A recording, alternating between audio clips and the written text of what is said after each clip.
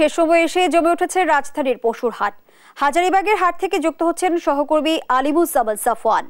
সাফওয়ান, হাটে গরু সরবরাহ কেমন, দাম নিয়ে কি বলছেন ক্রেতা বিক্রেতারা? এই মুহূর্তে আমি রয়েছি রাজধানীর হাজারীবাগ গরুর হাটে।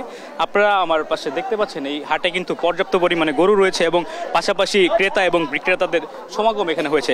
আজ সকাল থেকেই কিন্তু এখানে গরুর যেই কেনাবেচা সেটা কিন্তু জমে উঠেছে। আর মাত্র কোরবানির একদিন বাকি আছে।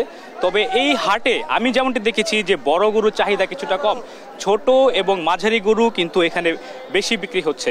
পাশাপাশি আইন শৃঙ্খলার ব্যাপারটি যদি আমি জানিয়ে দিতে চাই, এখানে পুলিশ এবং র্যাব তাদের নিয়মিত কার্যক্রম পরিচালনা করছে। কোনো ধরনের অপ্রীতিকর ঘটনা কিন্তু এখন পর্যন্ত এখানে ঘটেনি।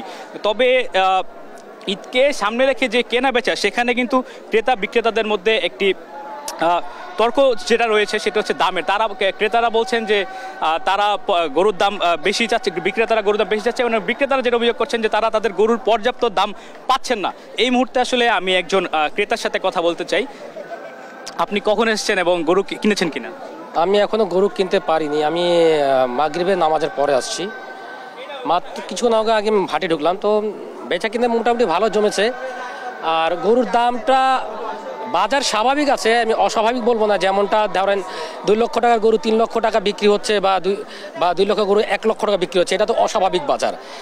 বাজারের পরিস্থিতি ঠিক আছে, অত বেশি বিগ্রানো হয়নি। তবে গরু যারা বিক্রেতা আছে তারা তো দাম চাইবেই।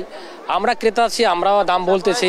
এখন আমাদের মধ্যে তাদের মধ্যে যেটা দামাদামি হয়ে যাচ্ছে, তারা গরু নিয়ে চলে যাচ্ছে। আমি মাত্র আসলাম কিছুক্ষণ হলো, এখন আমি তেমন গরু অত দেখিনি। 2-1টা গরু দেখেছি, আমি দাম বলেছি তাদেরকে, তারাও আমাকে দাম বলেছে। তো দামের বেশি তারতম্য দেখতেছি না, অত যে খুব বেশি তারতম্য তা না। কিন্তু তিনি আসলে যেমনটি বলছিলেন যে তিনি মাগরিবের পর এখানে এসেছেন এবং গরু দেখছেন।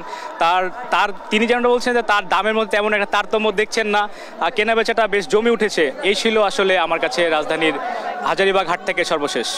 ধন্যবাদ আপনাকে। দর্শক, পশুর হাটের খবর জানাচ্ছিলেন সহকর্মী আলিমুজ্জামান সাফওয়ান।